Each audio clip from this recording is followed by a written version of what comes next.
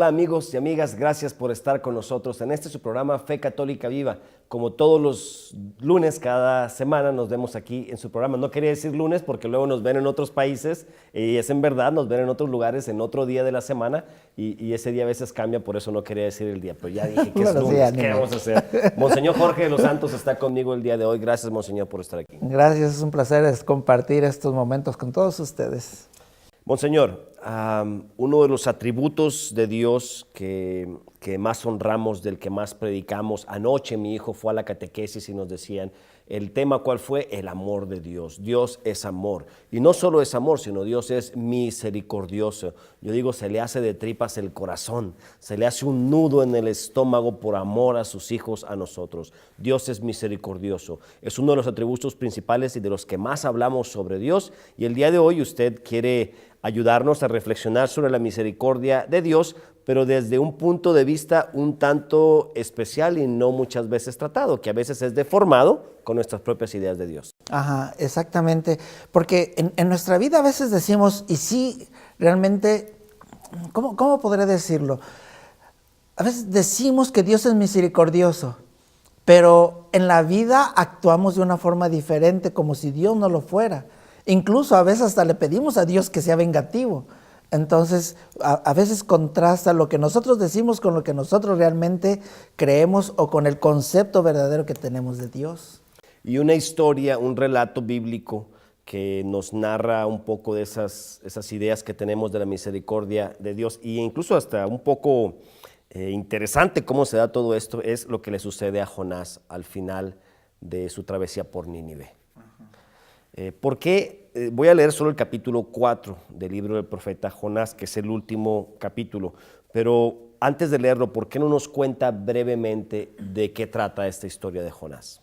Bueno, Jonás, si nosotros los buscamos en la Sagrada Escritura, Jonás lo encontramos entre los libros de los profetas, porque se le considera profeta, pero en realidad, todos sabemos que en la Sagrada Escritura hay diferentes géneros literarios. En realidad, Jonás es una especie de parábola, así como las parábolas de Jesús. Entonces, lo que importa aquí no es el hecho histórico, sino el mensaje que va a transmitir. Pero se le presenta a Jonás como profeta. ¿Qué quiere decir un profeta?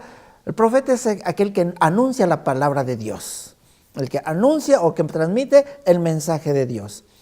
Entonces, un poquito para llegar a la conclusión, porque ahorita lo que vamos a ver es prácticamente la conclusión de toda esa drama, de toda esa historia. Hay un país que es Nínive, un lugar Nínive, que no es perteneciente al pueblo de Israel. Estamos hablando de lugares diferentes. Esa ciudad de Nínive es una grande ciudad, muy pecadora. Lo podríamos comparar con Sodoma, en ese estilo. Entonces, Dios quiere mandar a Jonás como profeta a Nínive. Jonás se resiste, primero que nada, ¿por qué? Porque no forma parte del pueblo elegido. Y por eso huye. Jonás conoce a Dios como buen israelita, como antecedentes. Bueno, ojalá que no nos hagamos un poquito bolas. En aquel entonces, estamos hablando como del siglo V antes de Cristo, había dos tendencias en la mentalidad de Israel, una del concepto de Dios, una exclusivista y otra universalista. Los exclusivistas decían que el Dios el Yahvé era solo para el pueblo de Israel. Los universalistas decían que no, que era para todos los pueblos. Jonás está representando a los exclusivistas, o sea que Yahvé es para el pueblo elegido. Y por eso dice, yo no voy a otro pueblo, yo no voy a un pueblo pagano. Así es que Dios me está tratando de mandar y se va para el lado opuesto. Que conocemos en la historia de que él se va a Tarsis. Y se embarca y en la embarcación llega la tormenta, la tempestad y todo el mundo está preocupado y dicen ¿qué es lo que está pasando aquí? Tiran la carga al mar porque el barco está a punto de hundirse, les piden a todos que recen a sus dioses. Jonás sabe lo que está sucediendo, se va a dormir y llega el capitán, le dice, ¿y tú no rezas a tu Dios? Jonás le dice, mira, pues la causa de todo soy yo. ¿Y qué tenemos que hacer? Pues láncenme al mar. y se resistían, y no, pero vieron que no pudieron más, dijeron, pues que nos perdone el Señor, y lo lanzaron al mar. Llega un pez grande, que es la ballena, lo come simbólicamente. Durante 3 días y 3 noches permanece en el vientre de la ballena, y la ballena lo va a escupir a Nínive, como diciendo, la voluntad de Dios o se cumple, ¿no? Independientemente de nuestros deseos.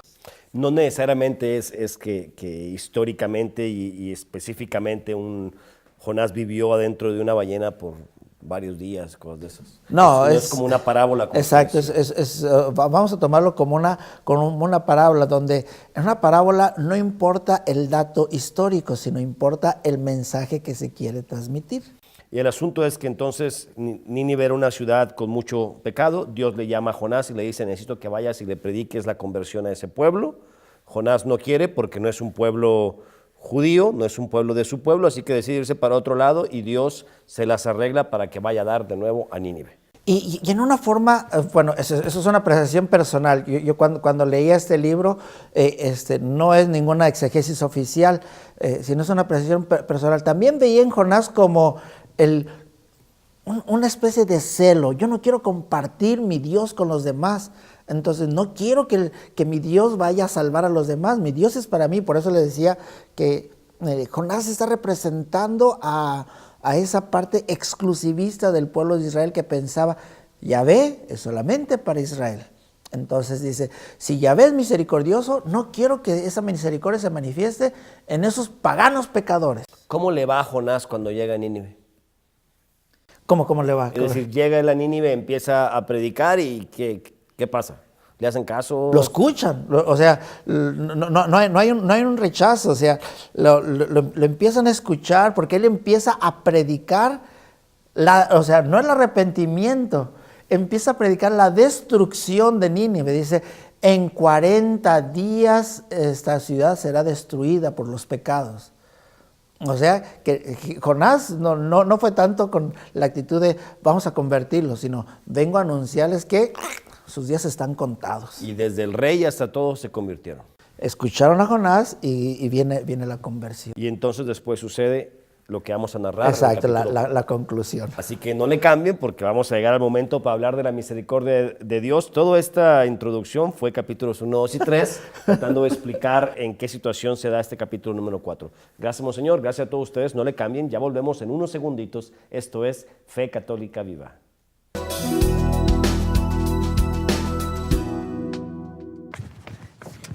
¿Me lleva? Voy al pueblo. Sí, súbete, muchacha. ¿Eres estudiante? No, trabajo lejos de acá. ¿Regresas a tu casa? Sí, hace 2 años que no veo a mi familia. Estarán felices de verte. Ojalá. Mi papá me votó por andar con la pandilla. ¿Aún así quieres volver?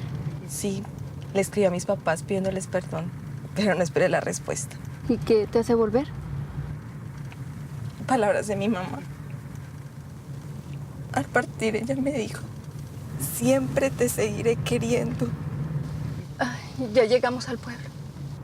Mire, ahí está mi casa. ¿Y esos que están ahí son tus padres? Sí, gracias por ayudarme. Hija, Papá. te estábamos esperando. Las palabras de amor nunca se olvidan. La familia unida, esperanza en la vida. Un mensaje de la campaña católica de la comunicación. Mi héroe no es famosa. No tiene un trabajo divertido. No maneja un carro nuevo. Mi héroe no estaba lista para ser madre.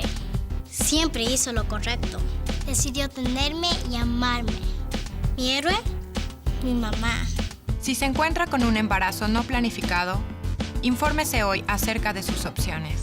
Aunque hay muchos embarazos no deseados, todos los niños son deseados.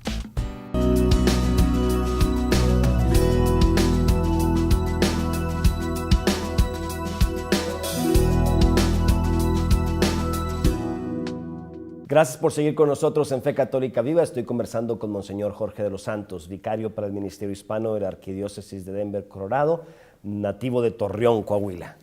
Gracias, Monseñor, por estar aquí. Saludos a todos los de Torreón. Aprovechando para que nadie se quede. Bueno, estamos hablando de la misericordia de Dios desde la perspectiva de la historia del profeta Jonás. Historia, nos decía usted, no en sentido histórico, sino en sentido del relato que se cuenta. Después que Jonás predica que el país será destruido desde el rey se convierte y decide hacer penitencia junto con todos sus habitantes, y entonces Dios se conmueve y se arrepiente de hacerle daño al pueblo de Nínive, y entonces viene la historia del capítulo 4. Sí, consecuencia de que Dios ya les concedió el perdón, de que no destruyó, incluso fue tan grande la llamada al arrepentimiento de parte del rey que incluso no solo los habitantes, sino dijo bestias, ganado, todos deben de hacer penitencias, las vacas, los bueyes, las ovejas, todos. Como símbolos de que el arrepentimiento era total. Era así. Capítulo 4 del libro del profeta Jonás. Jonás se disgustó mucho por esto y se enojó. Y oró a Yahvé diciendo: Ah, Yahvé, ¿no es esto lo que yo decía cuando estaba todavía en mi tierra? Fue por eso por lo que me apresuré a huir a Tarsis, porque bien sabía yo que tú eres un Dios clemente y misericordioso, tardo a la cólera y rico en amor, y que se arrepiente del mal. Ahora pues, Yahvé, te suplico que me quites la vida, porque mejor me es la muerte que la vida. Mas Yahvé dijo: ¿te parece que está bien irritarte? Salió Jonás de la ciudad y se sentó al oriente de la ciudad. Allí se hizo una cabaña bajo la cual se sentó a la sombra, hasta ver qué sucedía en la ciudad. Entonces Yahvé Dios dispuso que una planta de ricino creciese por encima de Jonás para dar sombra a su cabeza y librarle así de su mal. Jonás se puso muy contento por aquel ricino, pero al día siguiente, al rayar el alba, Yahvé mandó a un gusano, y el gusano picó al ricino, que se secó. Y al salir el sol, mandó Dios un sofocante viento solano. El sol hirió la cabeza de Jonás, y éste se desvaneció. Se deseó la muerte y dijo: mejor me es la muerte que la vida. Entonces Dios dijo a Jonás: ¿te parece bien irritarte por este ricino? Respondió: sí, me parece bien irritarme hasta la muerte. Y Yahvé dijo: tú tienes lástima de un ricino por el que nada te fatigaste, que no hiciste tú crecer, que en el término de una noche fue y en el término de una noche feneció. ¿Y no voy a tener lástima yo de Nínive, la gran ciudad, en la que hay más de 120,000 personas que no distinguen su derecha de su izquierda y una gran cantidad de animales? Palabra de Dios. Te alabamos, Señor. Primero, Monseñor, la actitud de Jonás enojado. ¿Por qué le digo esto? Porque nos pasa muchas veces a nosotros, le pasó al hijo mayor de la parábola del hijo pródigo, le pasa a muchos de nosotros que creemos ser los buenos de la película, los que estamos siempre presentes ahí, y Dios bendice, pensamos, a los que no actúan bien. Y nos enojamos. ¿Cómo es que les perdona? ¿Por qué no les manda a ellos dolores y castigos? ¿Por qué a nosotros, Santa Teresa, o la madre, pero una de las Teresas decía: si a ti tratas a tus amigos, ya sé por qué tienes tan poquito, Santa Teresa. ¿Por qué es esto así, esta reacción de Jonás y nuestra? Sí, era lo que en un principio estaba hablando. Es la concepción que nosotros tenemos mental de Dios y luego en la práctica. Porque si bien muchas veces decimos, sí, Dios es misericordioso, pero a la hora de que Dios actúa con misericordia con los que nosotros no queremos, o sea, nosotros, la idea que nosotros tenemos de Dios es que más bien que Dios sea un vengativo, que Dios ejerza, y si queremos pensar en el sentido positivo, no venganza, sino que Dios ejerza justicia. Como muchas veces decimos, Dios es misericordioso, pero por otro lado decimos, el que la hace la paga. Entonces queremos que se aplique en todo el rigor la justicia con quienes nosotros, pues digamos parcialmente, nos inclinamos en contra. Pero ahí es donde viene la pregunta, bueno, entonces exactamente, ¿cuál es tu concepto de Dios? O sea, ¿cuál es tu verdadera creencia de Dios? Si realmente crees que Dios es misericordioso, ¿por qué deseas la venganza? ¿Por qué deseas la implacable justicia sobre el otro? Y a veces quizá la justicia o la venganza pueden sonar a palabras fuertes, pero sucede mucho, a veces en nuestros propios grupos y comunidades, que pensamos que yo soy el que estoy bien y el santo y el otro no es suficientemente santo y no suficientemente bueno. A lo que voy es, el que cree en el Dios misericordioso no puede tener actitudes de juicio hacia los demás. Pues. Y eso está perfectamente respaldado por mismo Jesús. O sea, el mensaje de Jesús es, ¿y tú quién eres para juzgar a tu hermano? O sea, siempre cuestiona. Y solamente Dios puede juzgar. Todos somos hermanos. Este asunto surge muchas veces, ahorita que sacas a colación, por ejemplo, la situación de los grupos, a veces, no solo en los grupos, en las personas, en los mismos países, entre las sociedades, surgen las rivalidades. Entonces, con la rivalidad, esa persona ya no es tanto mi prójimo, sino se convierte en una especie de, pues entre comillas, de mi enemigo. Mi enemigo, o sea, la persona a quien al menos no quiero y que de alguna forma no quiero que le sucedan cosas buenas, o en el peor de los casos, quiero que le sucedan cosas malas. Y entonces ahí es donde deseamos que Dios actúe como alguien que no es misericordioso. Quisiéramos que Dios fuera misericordioso para nosotros, pero para las personas que no queremos, que no sea misericordioso. Y ahí es donde les decía, el mensaje, si bien el libro de Job representa, de Jonás, representa a un profeta con la idea del Dios exclusivista para el pueblo de Israel, el mensaje del libro de Jonás es un Dios universalista, o sea, es un Dios para todos, que perdonó aún a aquellos que no eran parte del pueblo elegido. Y esta tendencia a querer juzgar o descalificar al otro a veces es muy común. Como decimos muchas veces que hay quienes queremos sobresalir haciendo quedar mal a otros, ¿no? Queremos que se note quiénes somos nosotros y la manera más fácil de hacerlo es hablando mal de otro o echando abajo al otro sin tomar en cuenta que Dios ama tanto o más a esa persona como a mí, quizá no más, pero igual que a mí. Sí, o sea, es el efecto humano que sucede, que si yo no puedo crecer, pues entonces para poder sobresalir los demás deben de bajarse, y esa es la actitud injusta. Pero eso es lo que debemos reflexionar, si realmente ese es Dios o esa es la idea que yo tengo de Dios. Y Jonás está triste porque la planta se ha secado. A veces también nosotros nos ponemos tristes por cosas que no deberíamos y no nos preocupamos por lo que deberíamos. De eso vamos a hablar en el segmento número 3. Gracias, Monseñor. Gracias a todos ustedes. No le cambien, no se ha acabado. Esto es Fe Católica Viva.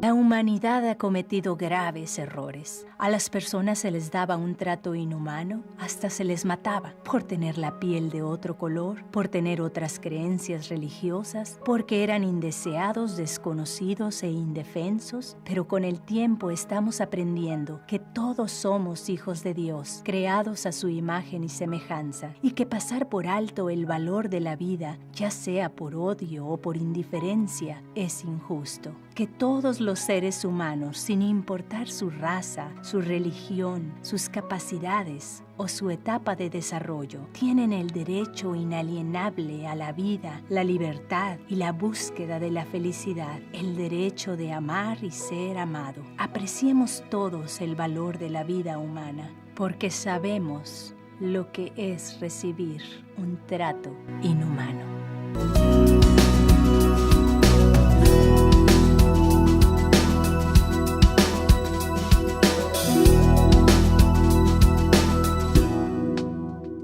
Gracias por seguir con nosotros en Fe Católica Viva. Estoy conversando con Monseñor Jorge de los Santos sobre la misericordia de Dios, sobre todo cómo es representada en el libro del profeta Jonás y cómo a veces nosotros tenemos ideas erróneas de lo que es la misericordia de Dios y somos un poco como Jonás. Pensamos que somos exclusivistas, solo Dios me quiere a mí, no quiere a nadie más y soy fácil para juzgar. Sin embargo, Dios le pone una prueba al final a Jonás.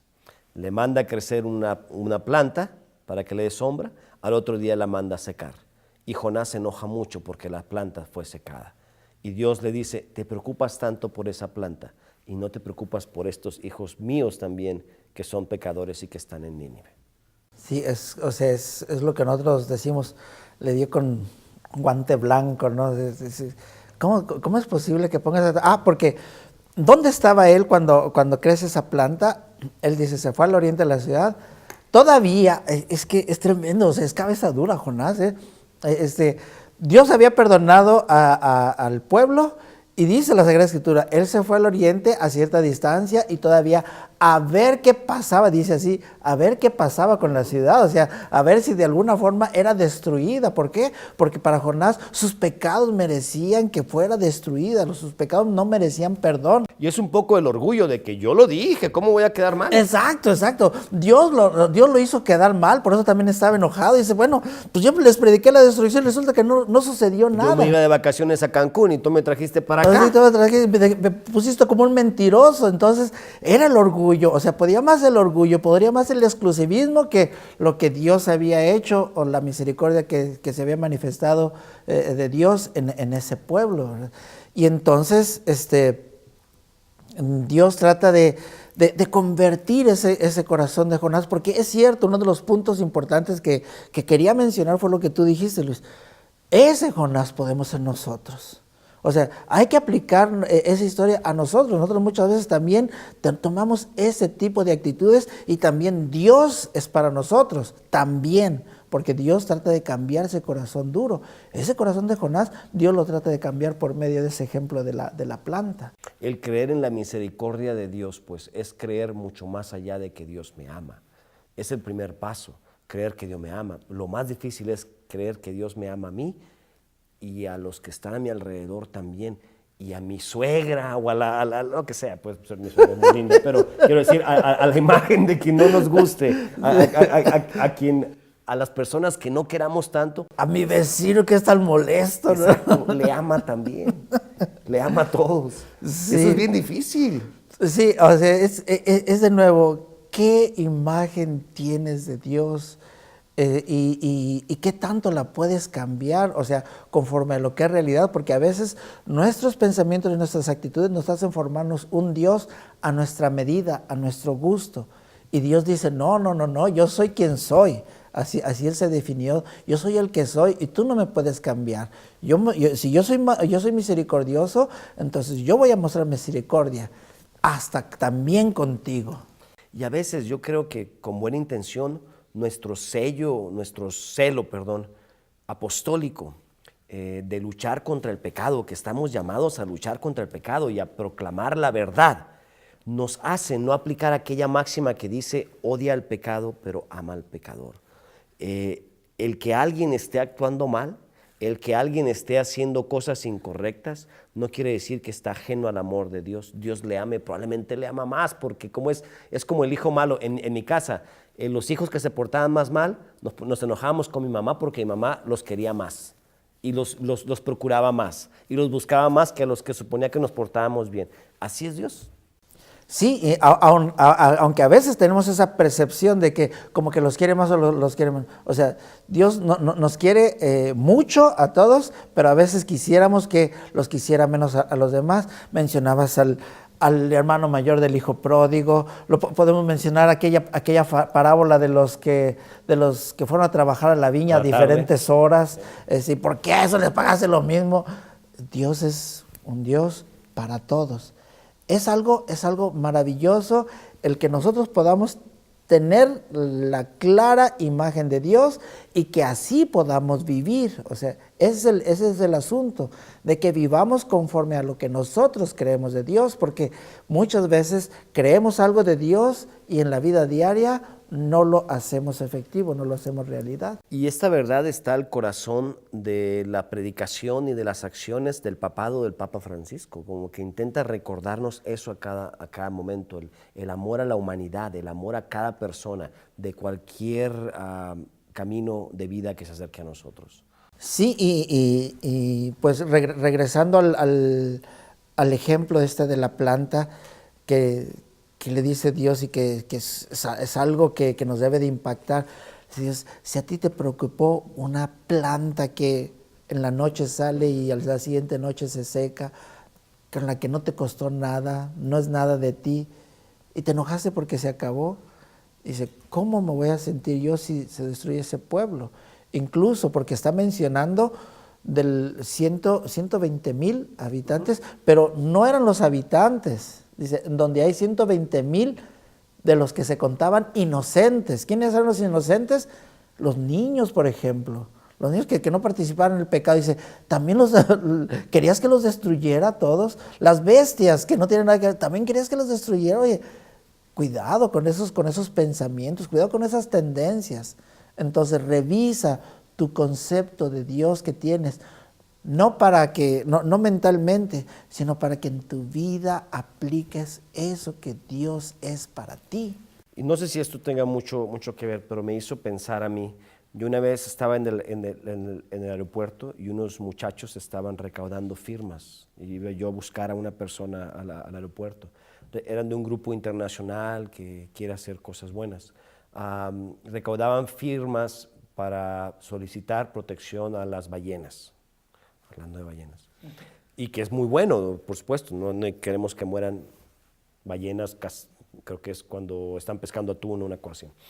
Y yo le dije, me parece bien que estás haciendo eso, pero también yo le hice 40 millones de niños no nacidos han muerto.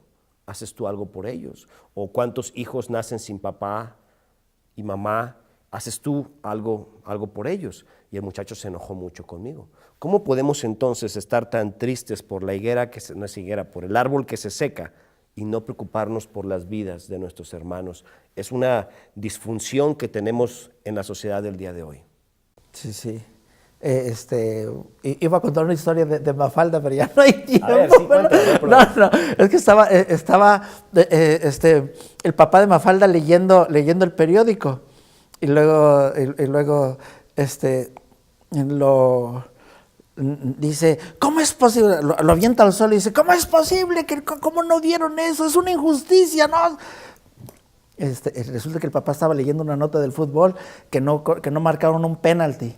Pero cuando tira el periódico, Mafalda lo ve y dice, muchos niños están muriendo de hambre en África. Le dice, papá, ¿cómo eres grande y misericordioso? Y el papá se puso rojo al comprender que estaba indignado porque no se marcó un penalti y no se indignó por las muertes de los niños de hambre. Así nos pasa a veces. Gracias, Monseñor. Monseñor Jorge es un gran fanático de Mafalda, como ustedes saben. Gracias por estar aquí, gracias a todos ustedes. Dios les bendiga. Esto fue Fe Católica Viva.